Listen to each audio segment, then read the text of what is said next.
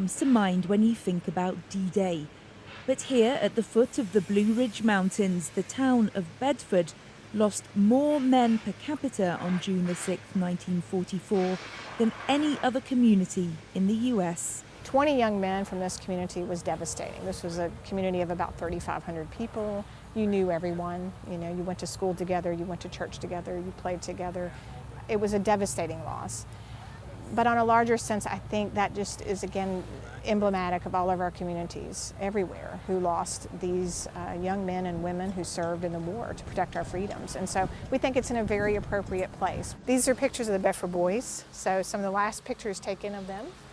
This picture just looks like youth, joy, right, potential. They're so young, they're carefree, they loving life, loved one another. Most of these young men, when they joined up, had no idea they were going to be in a world war. They joined up in the late 30s. It was the Depression era America. It was a way to earn a little bit of extra money and support your families, and never imagining what would happen just a few years later.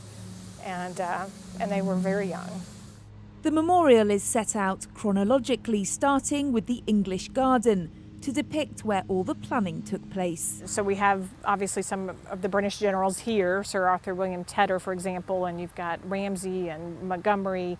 To us, we just love the garden. Everything is very symbolic. The English Folly at the end, which represents Southwick House. We have the battle map and a mosaic tile on the ceiling of the Folly, which I think visitors really enjoy seeing.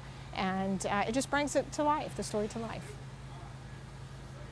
This monument may be in America, thousands of miles from the place and event that it commemorates. But here in its English Garden, you get a real sense that this is a memorial to all of those who served. We spend a lot of time talking about the role of our allies, our Canadians, the British, and how we work together. And those who served and sacrificed. We're the only institution in the world to actually research the names, not just of the Americans, but the Allies who were killed that day. And it was a tremendous 20-year project, but it was so important, I think, to have the name of every single soldier, sailor, airman, Coast Guardsman who gave their lives so that we could all be free.